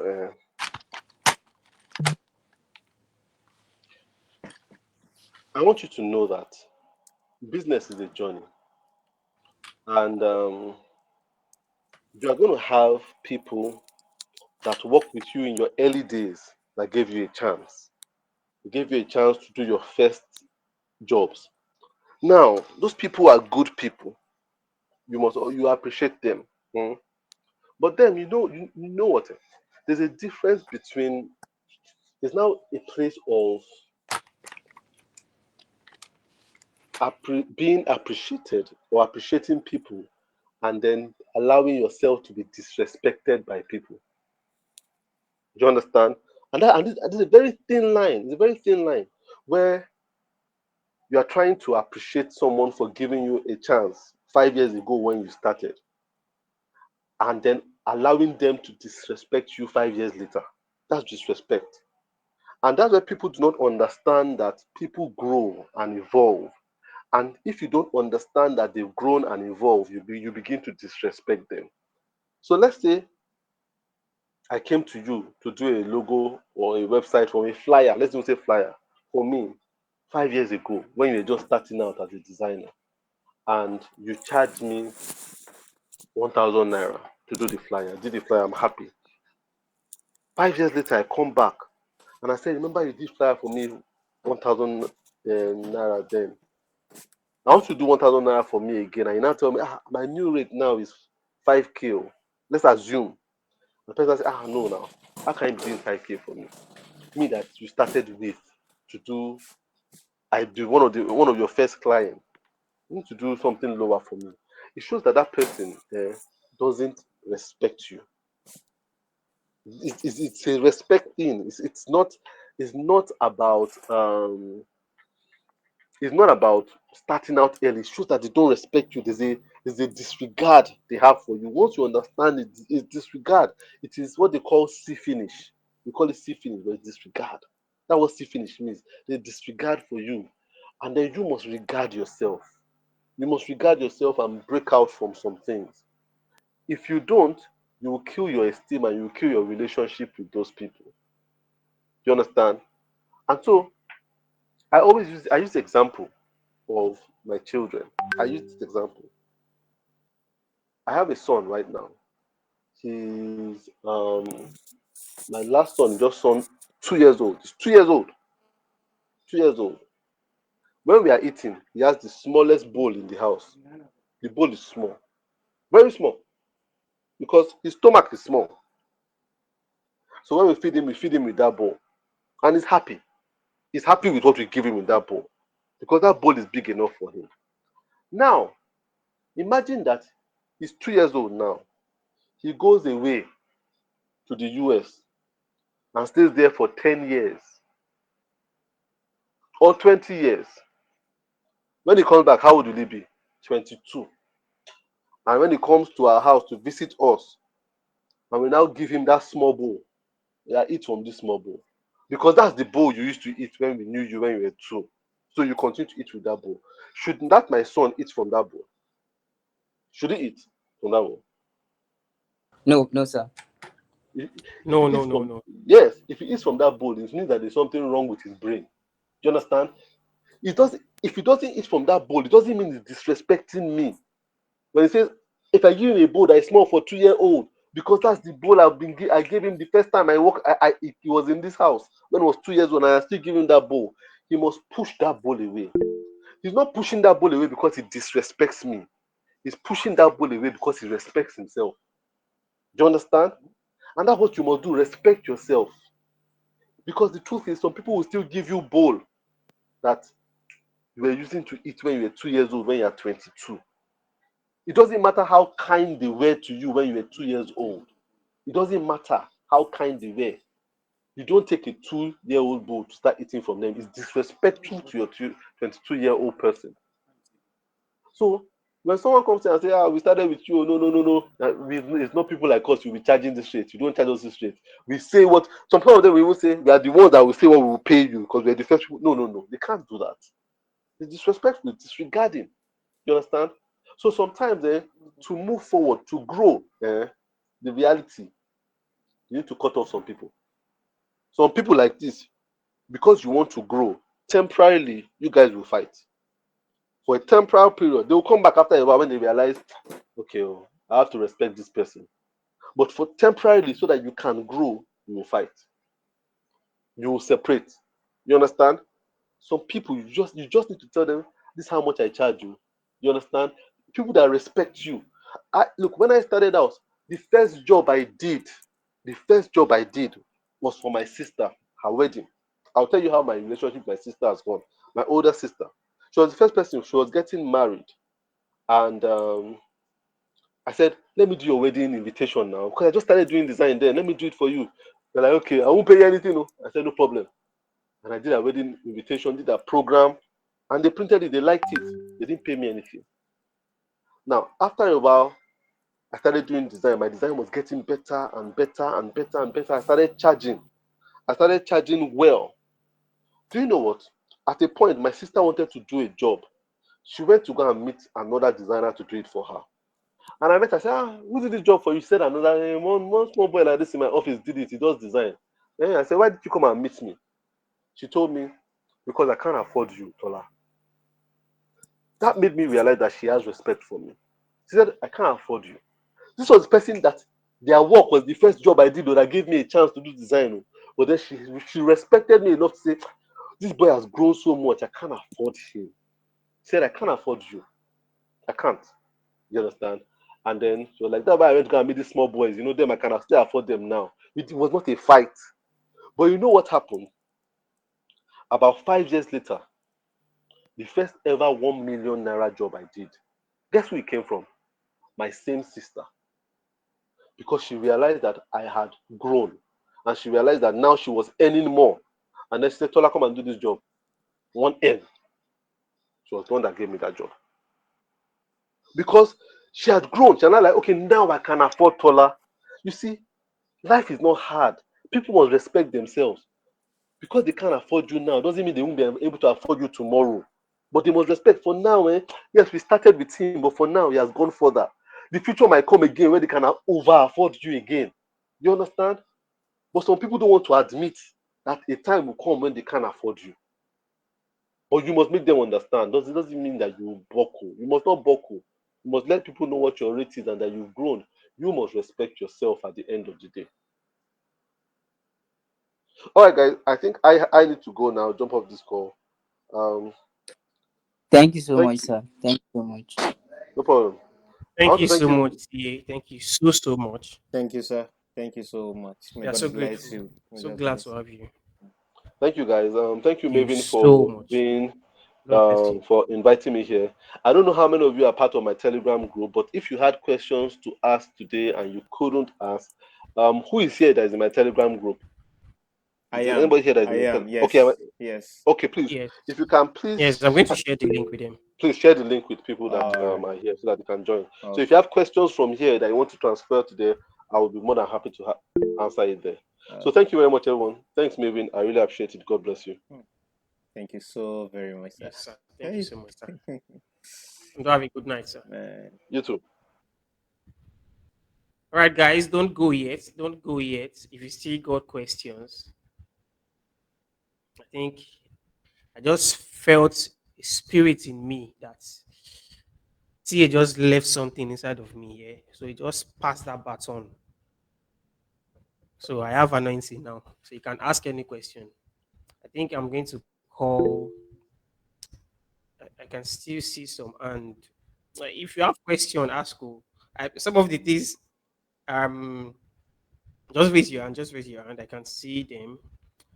Um, Biran. Okay, I'm not sure when you came around. Yeah, Baton of Wisdom. When you came around to my place the other day, I think I told you that I sacked some clients. Yes, yes. Yeah, yeah. So it's very related to the question that you asked. Yeah, because I think I mentioned it also yesterday that I've been working for a client for like 20 since 2019. Yeah, and then it wasn't paying me well.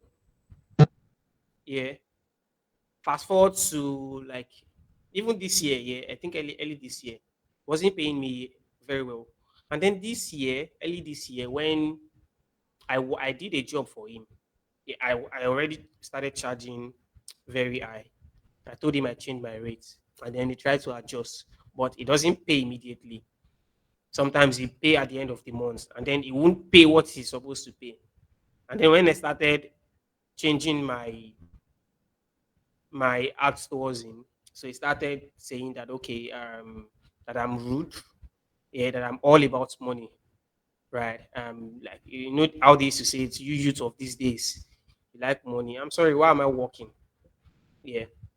So I started like telling him that I'm not available. And then someday I sent email to almost all my clients, sent an email to them. And then he acted like he didn't see my email. And then later on he came with one job, like one job that I don't even know, that I can't even charge. I could not even charge for that job. And then I should work on it. I said I can't work on it. Okay.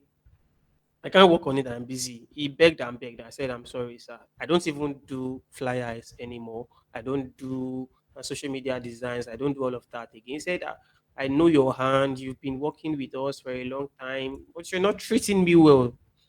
Yeah. So I had to stop. I said, I do only branding now. I do only branding. He said, okay, fine.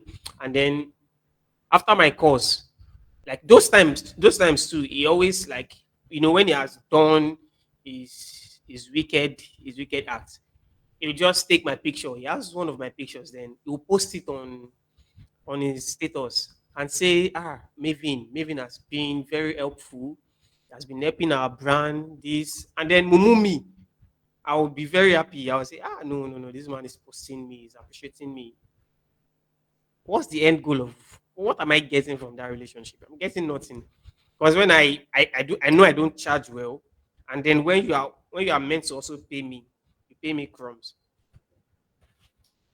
So at the end of the day, do you know what he did? He came back and said, "Okay, Maven, and you remember that time that you said we should do um we should do like a subscription thing for my work." I told him then, let's do subscription. You can pay me monthly. Like I'm going to charge you, like you're paying for so rate, so amounts at the end of the month for everything that we do.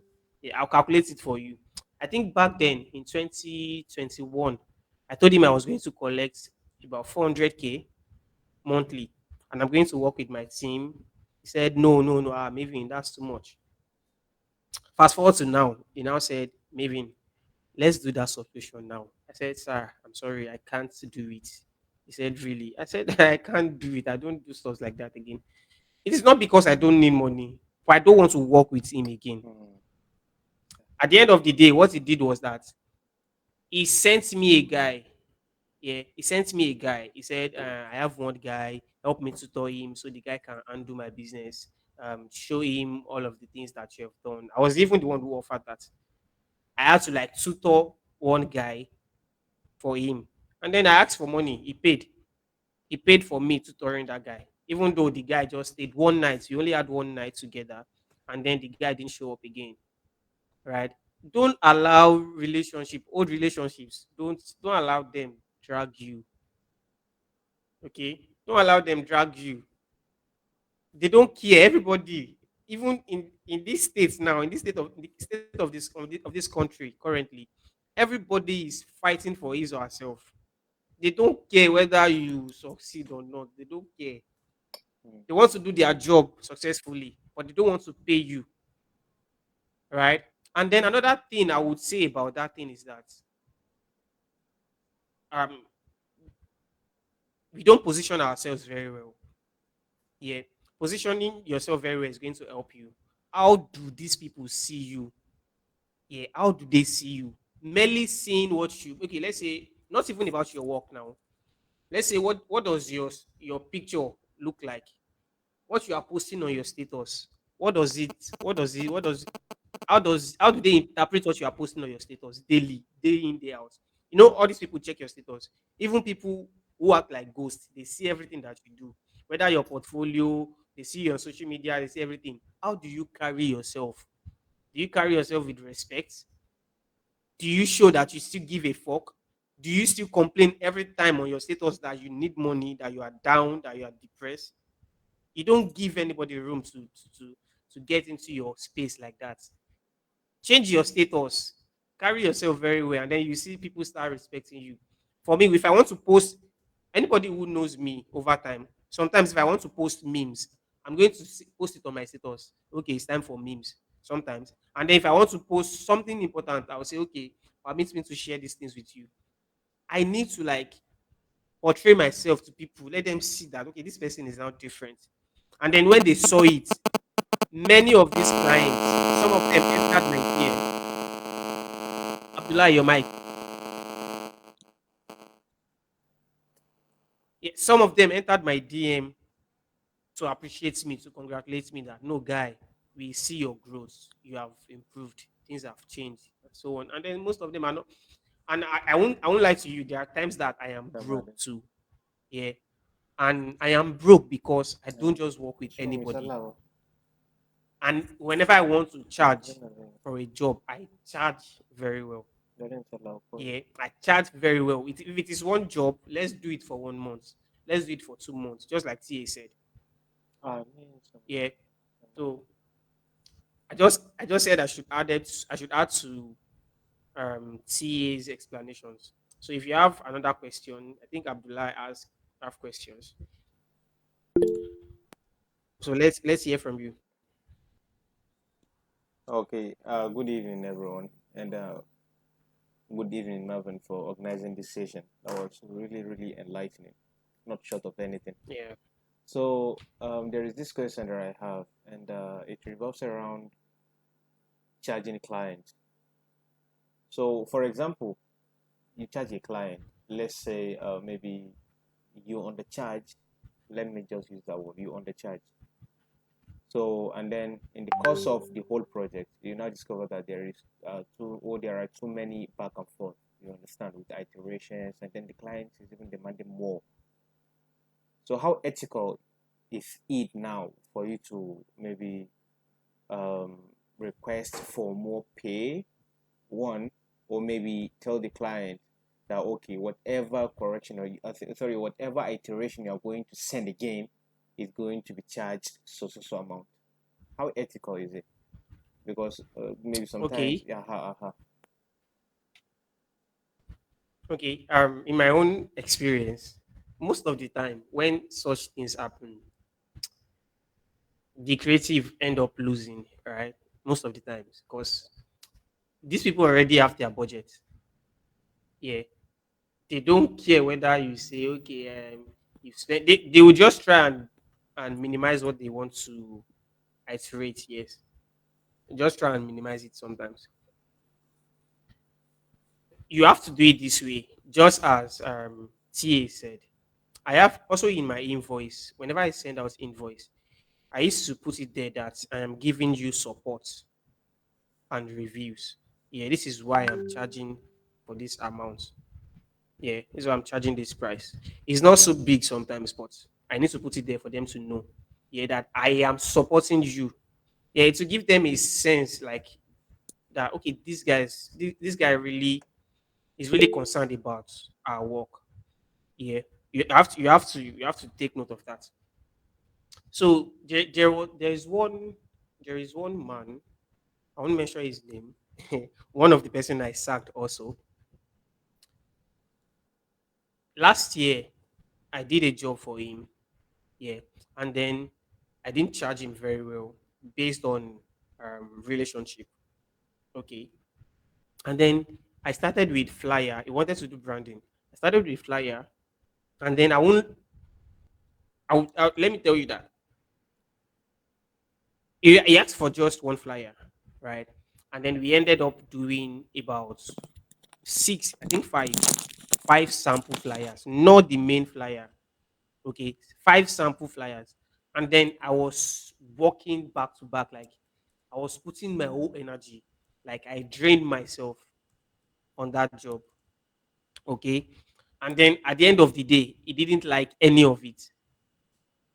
He did not like any of it. Okay, we moved on. We finally did one, and then he accepted it. And then we moved to the phase of the brand design. He designed everything. He loved it. And then you won't believe that at the end of the day, he still came back and then said, okay, we want to correct this, we want to adjust this, and even added some other works, yeah, some other stuff to the design, to everything. Yeah, I could not complain. I could not even. I asked him for more charges. I didn't get anything. Right. So I left him. I left him alone after the whole project, after everything. I just left him. Then he now came back this year. I think I told one of my guys. He came back this year for the same project because it is an annual program that they do. He came back for the same project that okay, Maven, okay, how much will you do this? I told him, okay, we are going to be doing something better and then bigger this time around. I sent him different kind of ideas, different kind of stuff that I worked on. And then he said, okay, I will love it. And then I gave him his charges. I gave him the price. He said, okay, I'll get back to you. When he came back, he said, I'm sorry. What we budgeted, it's like your price is even more than what we budgeted. So I don't think we are going to work on it. And then he said, okay, would you mind designing the flyer for me? I said I should design the flyer. Okay, I'll do that for you. He said it's a sample flyer. I said, okay. And then what I know about this man is that doing that sample flyer from me, yeah, asking me to do the sample flyer means that he actually wants me to work on that project. Yeah, he's just trying to be manipulative. Okay, so I designed it. I think I did like two sample flyers for him first, and then I sent it to him. Then this man came back, started complaining. Like I did the main flyer um, as if that's just the main. Like it was just the best. I'm still going to show you guys maybe later on, maybe when we get so close to each other. I did it like this is just the best thing I can do, right? The best option, and I sent it to him. And then this man had to like check some of the work that I did for another client, and then came back to me. And the man started complaining, Maven, are you the one who did this job? And then he actually know that I was the one who did it because it was like a manipulation. It was like a manipulation design, like for a musical concert. And the man was like, Maven, do you know the person that did this job? I said I did. He was like, so why are you giving us this kind of design? Why are you giving us this kind of design?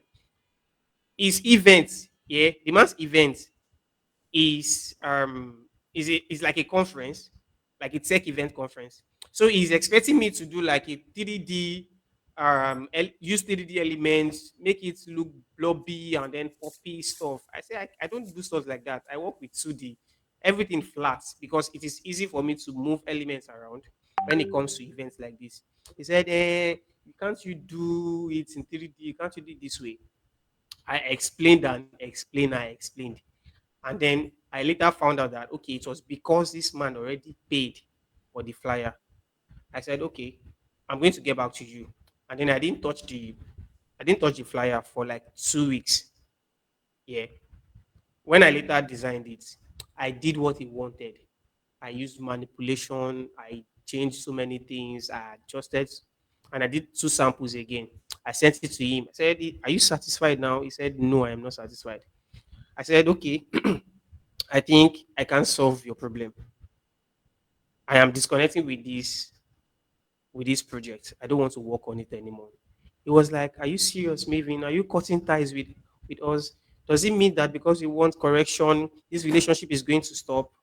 I said, I am not stopping the relationship, but I'm just stopping this project. I'm not continuing on this project.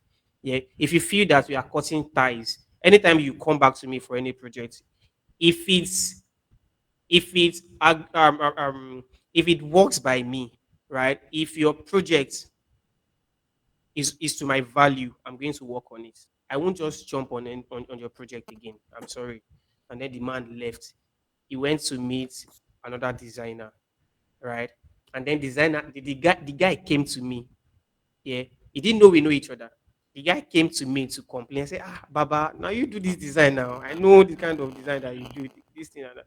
The guy said, the man didn't want to pay him also. The man was doing this, was doing that. What I'm actually trying to let you know is that we are the one that give the room, right? We open the room for these people. So you have to. That is why it's good to learn under. It's good to have good mentors, right? If you want to charge a client, have an agreement and then send it first. If you know that okay, you want to work on this project once and then do iterations 5 times, put it there. Let them see. Okay, you are putting it there. You are working on this iteration for 5 times. Yeah. And if you know that okay, this kind of client is going to keep coming back, charge more and then just leave it there that you're going to support him. But make sure you support him at your own time. Yeah.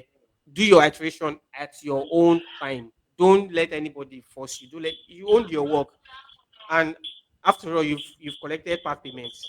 Yeah, if you are working for anybody now, you are not collecting part payments, then you are killing yourself. Collect part payments. If they are not paying you the rest, still hold on to the work because you can still use it some other time. Okay. I hope that answer your question.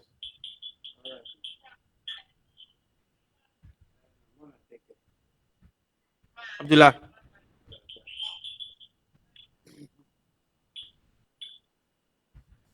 Hello.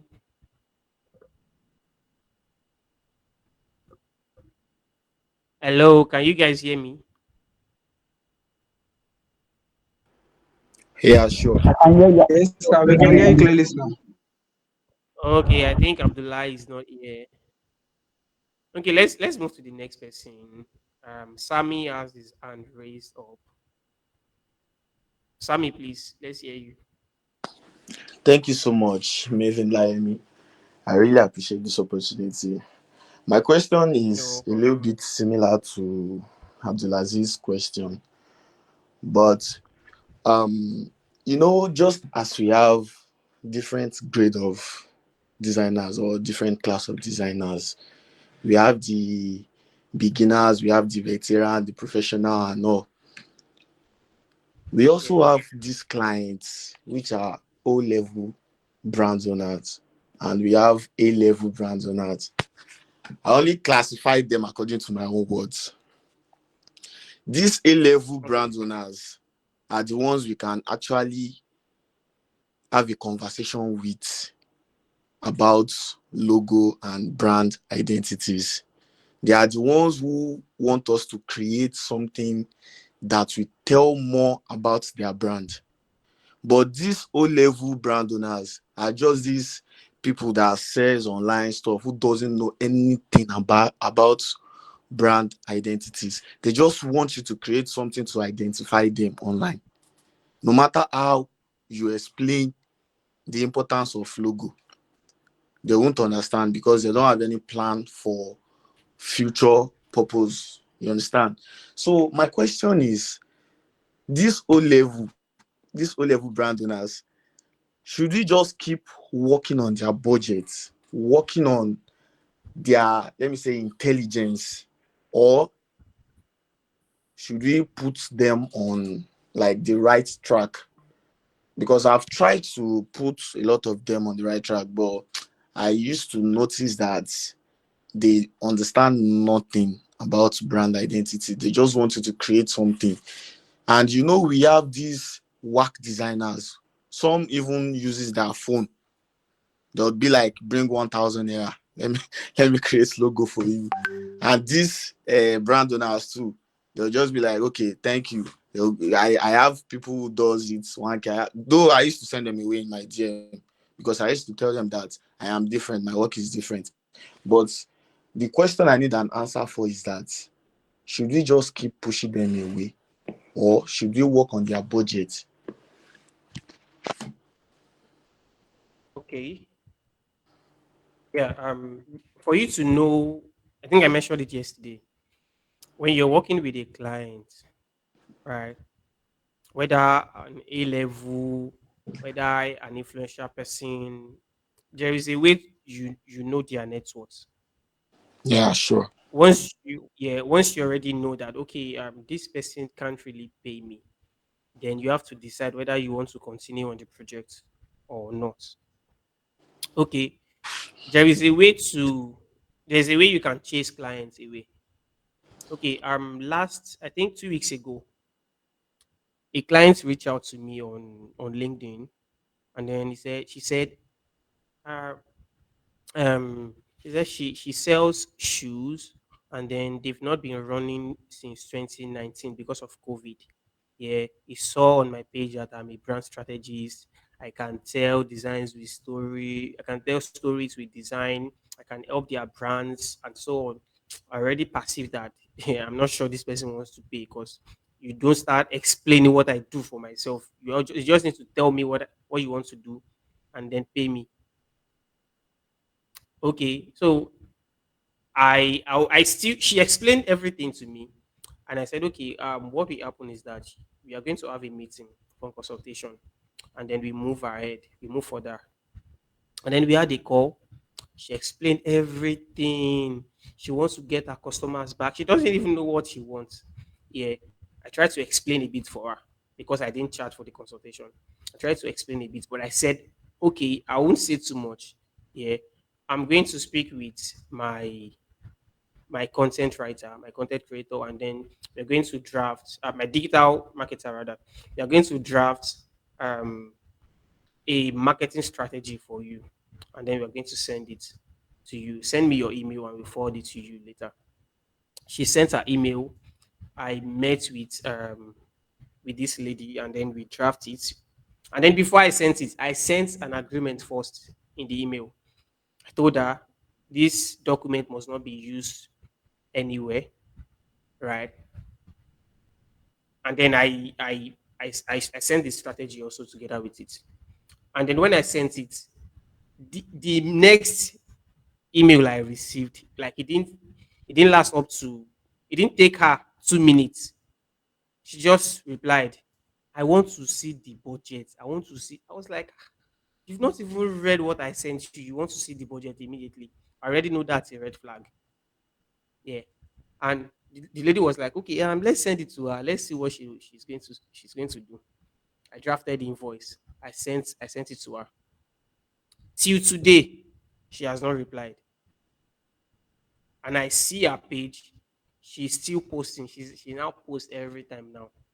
She was telling me that they have close to like 20K customers, followers online, and they don't want them to go because their page is boring. Because she was asking me that, do you think we are going to redesign? Do you think, madam, do you have an idea of what you want to do, or you want me to solve your problem? He said, no, no, no, we don't want to get rid of those customers. I'm not saying we are going to get rid of them. We know what we are going to do. And then now she posts by herself. She still posts those rough pictures like that. She still managed everything by herself, and she had never replied me till today. So there are times that you say, okay, I just want to work with this person. You won't work with them at a professional level. Sometimes, and we all are like that. Yeah, we've not gotten to that level of maybe Tola Alabi and all these big designers. Yeah, there are times you have to like just calm down a little bit. Sometimes you don't want to go hungry, and I'm not joking about this. I'm not joking about this. I do this too sometimes. Yeah, where I say, okay, this person. I don't do it every time. Yeah, so I don't shoot myself in the leg. Like say, okay, this person, she doesn't really have money, and then she's going to give me a little bit of problem. So I have to be professional and then still manage myself well with that. Okay, so I'll come down to her level. I know what she just wanted was just a one-time thing. Yeah, I'll make sure I get my money soon, and then I'll deliver a job immediately. I won't let that affect any other reasonable project I'm working on. Okay, so it relies on you. Everything is on you.